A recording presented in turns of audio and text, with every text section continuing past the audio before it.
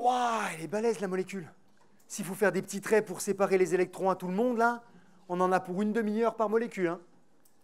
Hein. Non. Non, non, il n'y a pas besoin. Il n'y a vraiment pas besoin. On lit quand même l'énoncé, mais c'est vrai que ça peut faire peur, hein, parce que les molécules sont compliquées. Mais non, il n'y aura pas besoin. L'ADP est transformé en ATP par phosphorylation oxydative. C'est bon, je sais que déjà que c'est une oxydation, c'est bon, il est con, il me fout la question là-dedans, c'est écrit dans l'énoncé. Alors, on verra tout à l'heure. Hein. Dans le cas de respiration cellulaire, ça, on s'en fout. Donc, on a notre ADP plus... Alors, évidemment, dans la cellule, ce n'est pas de l'acide phosphorique, hein, c'est du phosphate, c'est des ions phosphates qui vont être utilisés, ça va de soi, et puis qui sont combinés à autre chose, etc. etc. Là, c'est la forme simplifiée de la réaction. Okay, et juste d'une réaction, elle est en fait embrigadée dans un tas d'autres réactions, okay, qui sont liées à la respiration, tout simplement. Au cycle respiratoire, non, vous n'avez pas encore abordé la biochimie, mais vous verrez, vous allez tomber dessus à un moment ou à un autre. D'accord, ça va apparaître. Donc, on a la réaction qui est ici, et que le phosphore, pas les autres. Ben non, pas les autres. Je reviens juste en arrière d'un cran. Regardez les deux molécules. Toute la partie adénosine, donc ce qui est après l'oxygène, là.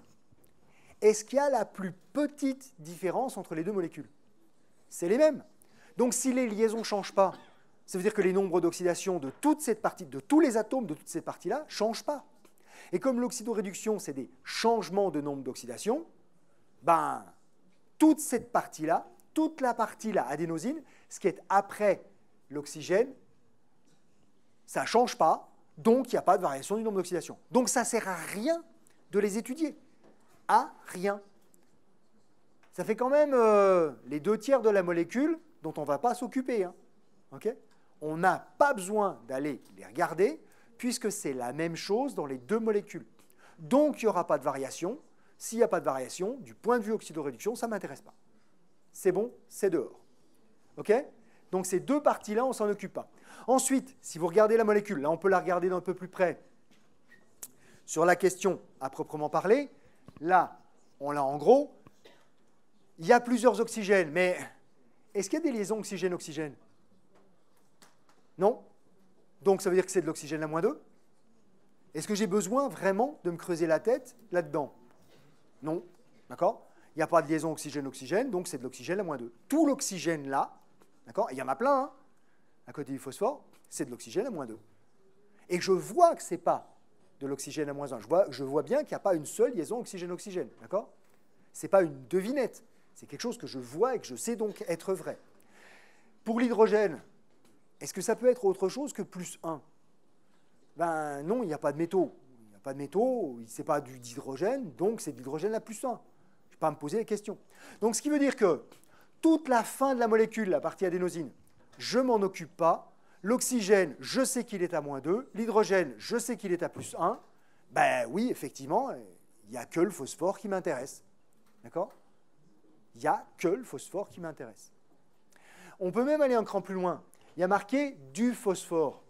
Mais est-ce que ce phosphore-là, le numéro 1, il est différent du phosphore numéro 2? C'est exactement les mêmes liaisons qu'il y a autour. Le même environnement, donc ce que j'ai fait sur l'un, ce sera valide sur l'autre. Donc dans les faits, la molécule, effectivement, elle a l'air super compliquée. Mais j'ai un atome de phosphore à étudier. Point barre. Et j'aurai terminé pour cette molécule. C'est bon? Ben, vous faites vos petits traits et puis vous donnez la réponse. C'est le phosphore ou c'est l'oxygène qui est le plus électronégatif? Ben, c'est l'oxygène. De toute façon, il n'y a que le fluor qui est plus électronégatif que l'oxygène. Donc, la question, c'est même, vous pouvez les comparer si vous voulez. Hein, vous avez un tableau périodique dans lequel il y a peut-être les oxydoréductions qui sont les électronégativités qui sont indiquées, d'accord? Mais de toute façon, avec l'oxygène, on est tranquille. Il n'y en a qu'un qui est plus électronégatif que lui. Il n'y a pas de grosse différence, hein, ceci étant dit, mais bon, quand même. Donc, c'est l'oxygène. Ben, ça veut dire que là, j'en perds 2, 3, 4, 5, plus 5. Voilà, et c'est juste ça, hein? Allez, vous vous rattrapez sur le suivant. L'ATP cette fois-ci. Ben oui, l'idée c'est ça, hein, c'est de vérifier s'il y a quelque chose qui change. D'accord? L'oxygène ne changera pas, l'hydrogène ne changera pas, toute la partie adénosine ne changera pas. D'accord? Est-ce que le phosphore change? C'est toute la question. Donc le nombre d'oxydation du phosphore dans l'ATP. Est-ce que vous avez la sensation que le troisième phosphore qu'on a rajouté, il est différent des deux premiers? C'est le même environnement, les mêmes 5 liaisons, d'accord, avec l'oxygène. Donc ça va faire pareil, hein, je l'écris quand même, 1, 2, 3, enfin 1, 2, 3, 4, 5 électrons perdus, plus 5 aussi, donc pas de différence. D'accord? Notre phosphore était à plus 5, bah, celui qu'on a rajouté et ceux qui étaient déjà présents sont aussi à plus 5. OK? Pas de différence. Donc, c'est une oxydation, c'est une réduction, une réaction d'oxydation complète, une réaction acide-base. Acide-base, oui, il y a de l'acide phosphorique dedans. D'accord? Donc on peut raisonnablement se poser la question. Hein. OK? Bon, on peut peut-être répondre tout de suite. Est-ce que c'est une réaction acide-base? Qu'est-ce qu'il faut pour que ce soit une réaction acide-base? Ben, c'est qu'il y a la base qui est la base conjuguée qui apparaisse. Hein. Donc on devrait voir des phosphates. Est-ce qu'on voit des phosphates? Non, il n'y en a pas. Donc ici, l'acide phosphorique, c'est juste un réactif. D'accord? Il n'est pas là en tant qu'acide, il est en tant que réactif. Donc non, ce n'est pas une réaction acide-base. Donc une réaction chimique d'un autre type que celle citée au-dessus. Hein. Encore une fois, c'est la plupart des réactions. Hein. C'est quoi déjà une réaction d'oxydation? C'est quand il y a un élément chimique dont le nombre d'oxydation augmente. Une réduction. Donc en fait, une réaction d'oxydoréduction, c'est quand il y a des éléments chimiques dont le nombre d'oxydation change. L'oxygène était à moins 2, reste à moins 2. L'hydrogène était à plus 1, reste à plus 1. Toute la partie adénosine, je l'ai déjà dit tout à l'heure, hein, ne change pas. Et le phosphore qui était à plus 5 reste à plus 5. Donc il n'y a rien qui change. Non, quand même, c'est pas possible que la bonne réponse, ce soit que ce n'est pas de l'oxydoréduction dans un exercice d'oxydoréduction. Ben oui. Dire si l'idée, c'est que vous sachiez ce que c'est que l'oxydoréduction, il faut bien que de temps en temps, vous soyez confronté à des réactions qui ne sont pas de l'oxydoréduction. D'accord? Donc oui, la bonne réponse, c'est la 5. D'accord? C'est une réaction chimique d'un autre type. Ce n'est pas de l'oxydoréduction. Puisqu'il n'y a pas de variation du nombre d'oxydation, ce n'est pas de l'oxydoréduction. Ouais? C'est bon? Bon. Ben donc dans ce cas, ça va être instantané, là. Combien d'électrons sont échangés? Et quand je dis instantané, je pense vraiment instantané. Là, je vais laisser 30 secondes. Hein. On a déjà entamé. Hein. Il ne reste plus que 20.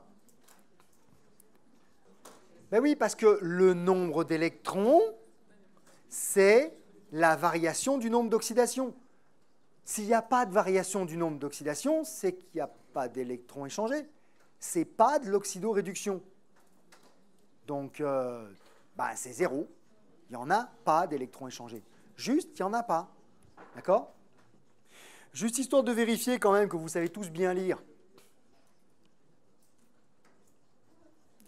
C'est quoi la loi de Nernst pour cette réaction?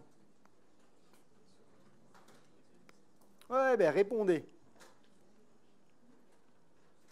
Pareil, là, il y aura 30 secondes, hein, pas plus. Hein.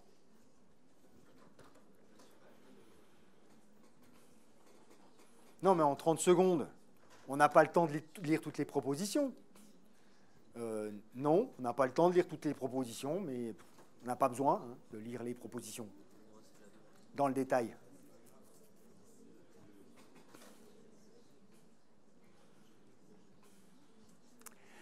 Parce que ce n'est pas de l'oxydoréduction.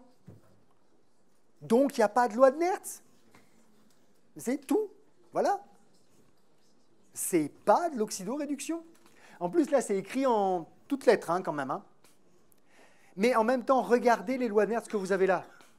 Puisqu'il n'y a pas d'électrons échangés, ça veut dire qu'il faudrait diviser par 0. Non seulement vous répondez une ânerie chimique, mais en plus une horreur mathématique. Vous divisez par 0. D'accord? C'est un double crime contre la science. OK? Donc, c'est pas de l'oxydoréduction, c'est pas de l'oxydoréduction, c'est pas de l'oxydoréduction.